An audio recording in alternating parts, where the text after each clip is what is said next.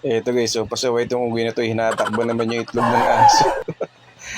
Nagalit tuloy yung aso, yan guys, pinasakay niya na yung unggoy. Oh. Patiin na sila ulit. Pasaway ito yung unggoy na to eh. Know you're all that I want inside. I imagine if I will.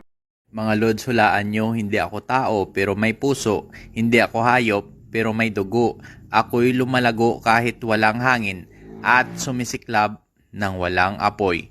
Pag sino makahula, meron 10 star. Sige na mga lods, comment na 1 hula lang ha. Thank you.